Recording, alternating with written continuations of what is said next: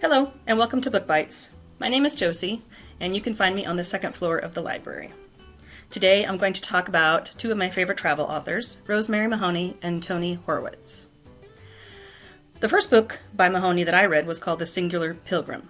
In this book, Mahoney travels a number of pilgrimage sites in the world, and she goes to the Camino de Santiago in Spain, and she goes to Lourdes in France, the Golan Heights, Varanasi in India, and a penitential retreat in Ireland.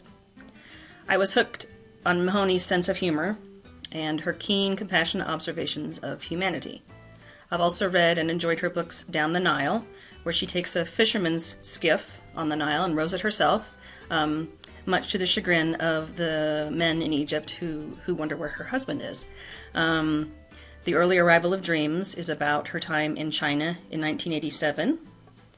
And her newest book, For the Benefit of Those Who See, is about schools for the blind that were established in Tibet and India.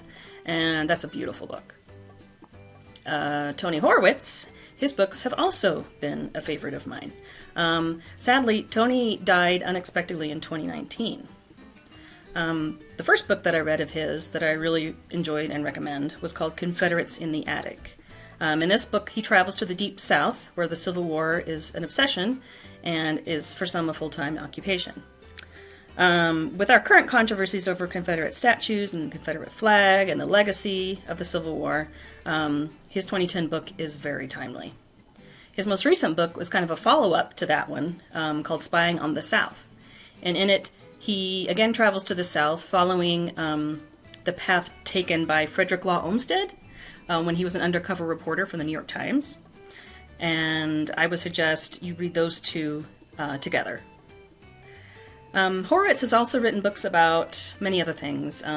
He followed the voyage that Captain Cook took to the Indies, the visitors to North America before the Pilgrims, the world of the Middle East, and a historical biography of the fiery abolitionist John Brown.